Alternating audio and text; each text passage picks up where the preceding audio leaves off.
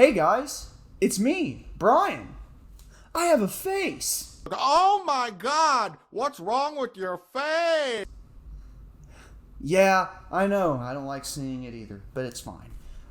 It's been a while, guys. About a year and a half, 2 years, almost. Remember those videos I did all that time ago? You know, where one of them was basically a hour-long rant about a movie that's objectively I remember. I always remember. But yeah, short update before we get into everything. I've been putting some stuff together under the scenes with some other people, getting some stuff moved around just logistically. I can't talk about them in detail yet, but I will give you guys a few hints. A few, the most recent that are coming, are mostly going to be a part of whatever this series is going to be called. Just a list of Halloween recommendations, from stuff for you to watch with you, your friends, your family, your sex dungeon peoples, whatever you're into. I don't judge. But just anything, anybody you want to bring over just to have a good time and get scared and maybe piss yourself if we can find one that good. God, I hope so. That'd be awesome.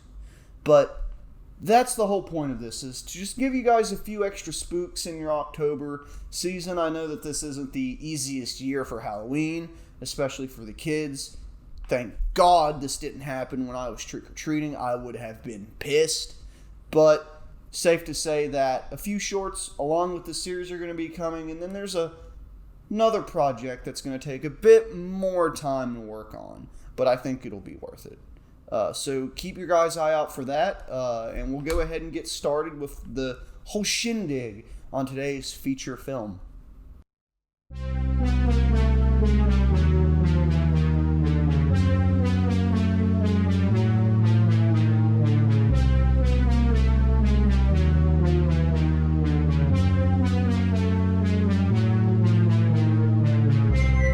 Alright, so now we got all that out of the way and the fundamentals are taken care of.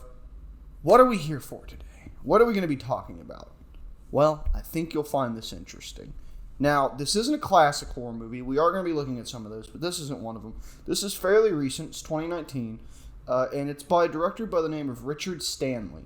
And Richard Stanley is a pretty interesting name in the film world because he was supposed to be the original director for The Island of Dr. Moreau from 1996. Obviously, that's not what happened.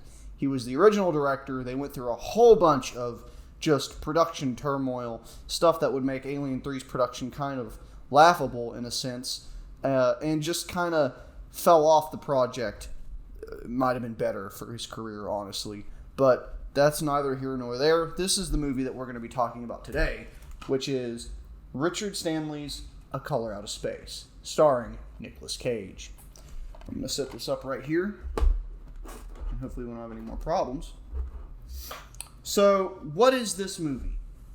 Well, it is a H.P. Lovecraft adaptation from 2019, like I said, starring Nicolas Cage, Tommy Chong, just a bunch of... Those are the two main names you're going to recognize. It stars a whole bunch of actors that I had never heard of before, and they were all amazing. But we'll get on to that. First, what's it about? What makes the story interesting? Well, I'll give you the briefest, vaguest, non-spoilerliest description I can, which is this and the original story, which the original story has been modernized a bit, fair, is basically a family in the rural communities are living a nice, isolated, peaceful life of farming and whatever, until one day a meteorite lands right in their backyard. And it brings with it an interesting color that nobody can recognize. Nobody can pin it down. Pink, purple, blue, a whole bunch of examples follow. Now, what makes this interesting? That color, that meteorite manipulates the environment around it, manipulates the people around it, and soon it just begins to uproot this family's life and just starts making everything go batshit insane. And when I say that, I say it with the utmost Utter respect for the film when I say this and the people behind it. This movie is batshit insane in all of the good ways. Now, for a Lovecraft film, that's not really that out of the park. The problem is most films that try to attempt this style and this tone don't convey it well enough. It gets muddy, it gets mished, it gets just all kinds of torn up in the process of getting it from the book to the screen. And cosmic horror is something that's very difficult to do. It's not something that I can blame them for. But then again, we have films like The Void that exist, which you could find on Netflix. I don't know if it's still there, don't quote me on it.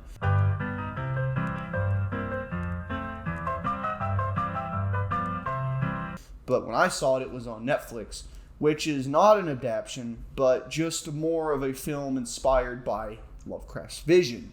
And that film is absolutely incredible. Go check it out. I highly recommend it.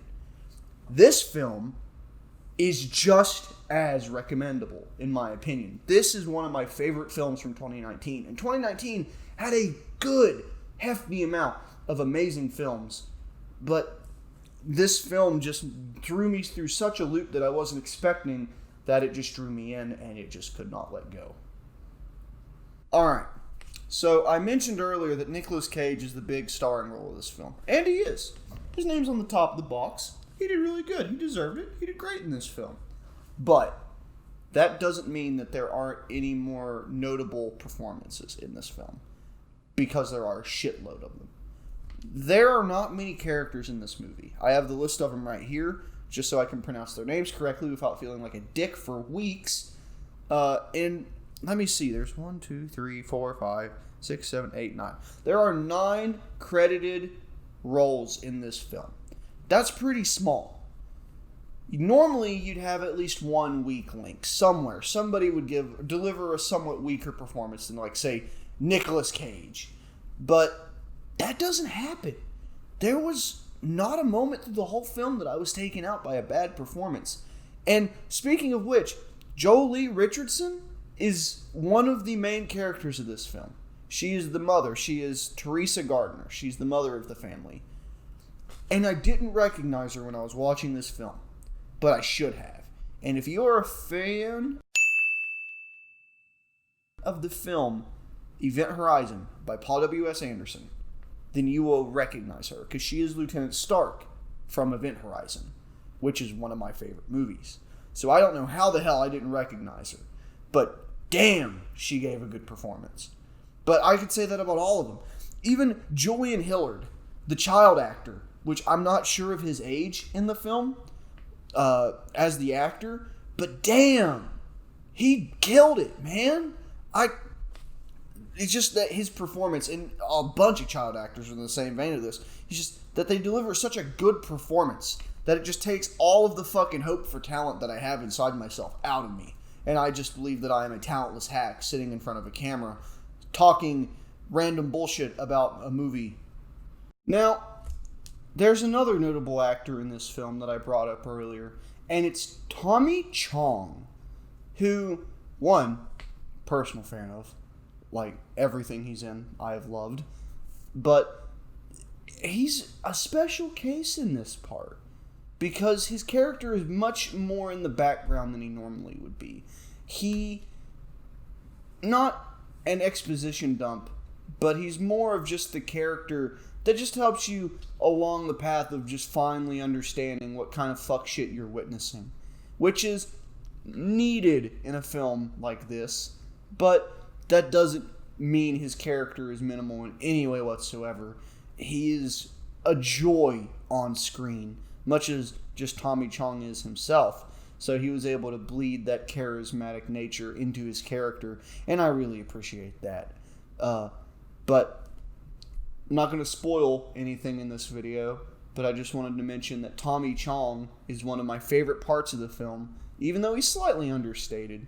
But if you're a Cheech and Chong fan, this will have your Chong fill, I would say. It goes without saying that a film does not work if it does not look good, because movies and film are a visual medium, the visual part's kind of important. Why are you watching this? Now, with a budget of $6 to $12 million, I was kind of nervous about how this film would approach its visuals. But thankfully, I was fucking stupid to think that, because this movie is gorgeous. I'm talking stunning. Just, you could pull any shot from the movie, and it just looks the chef's kiss of just cinematography. And not just the cinematography, the CGI, which was the biggest worry and red flag for me of a movie of that budget. No problems. It looks great. The scenes that have monsters in any movie like this are like the big climactic scenes. And when I mean monster, I don't mean your average ghoul, zombie, or whatever. For Lovecraft, the term monster basically just means anything that fucks with your mind, which is basically the entire film. But neither here nor there. Now, it's not all CGI, which was my biggest worry, because CGI is expensive and it's hard to do. Hard to do right. But it's not all CGI. Without spoiling anything, there are practical effects in this film. And they are done to such a degree that I found myself going back to the days of little 9-year-old me watching John Carpenter's The Thing for the first time. They were that good. Sparse, but amazing when they're there. All that matters. So on the visual side of things, this movie, absolutely blowing me away. No movie yet has had such a pop in color, but it's in the title, so you'd expect that. But such a pop of color on the screen to just make you go, hot damn. That's pretty. So, we've talked a good deal about A Color Out of Space. Hopefully I didn't spoil anything for you, and hopefully I piqued your interest. But if I haven't yet, this might, so just hold out for a little bit more. It's the question of the hour. Everybody's been wondering it, and it's the one thing on everybody's mind in October. Is it spooky? Yeah, it's pretty spooky. But, let me explain. I'm a special case. As I've grown up and as I've experienced more horror movies, both good, bad, and horrible, I have kind of gotten over it. Not over horror, so don't get that message. I got over the scares. I mean, shit, back in the day, I couldn't make it through all the way through Alien, the first one, without pissing my pants. But now, I can watch about 3/4 of the way through without pissing my pants. And that's an accomplishment 9-year-old Brian would be proud of. And I think about that a lot. But we're off topic already. Is A Color Out of Space spooky? Is it scary? Is it chilling? Yes and no. Confusing? God, let's hope. Because honestly, if you could pull anything out of this, you deserve a PhD. So let me explain myself. Is it spooky? Yes, it is spooky. Psychologically spooky. And visually spooky. Not your normal scares. If you're a fan of the jump scare variety of horror, this movie isn't for you. Yes, there's your token 1 or 2 jump scares of music cues getting really loud at really quiet scenes, or somebody creeping down a hallway and all of a sudden, boom, there's the bad guy or whatever. That's probably all you're going to get. But you're not going to have the boom in your face, wild, scary, horrible jump scares. They're just not there. Which is a good thing, in my opinion.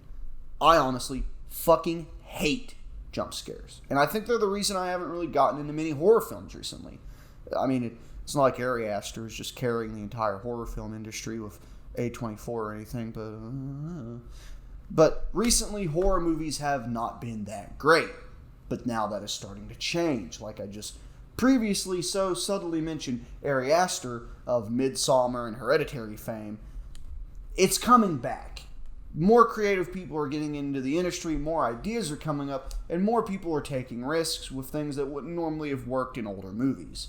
which is a great thing, and I'm very happy about it. So is this movie spooky? If you like psychological horror, if you like body horror, if you like stuff like that, stuff that just really scratches your Lovecraftian itch, then yes, this movie's perfect for you. You will love it. You will be spooked to hell and back.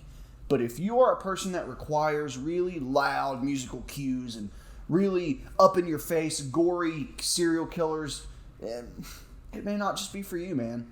But I urge you to check it out anyways, even if it's not your style of scary. But yeah, does it give the spooks? Oh, it's pretty spooky. Well, I feel like we've talked about this a good amount now, and I feel like I've given you an overall gist of the movie and what it's about without spoiling anything.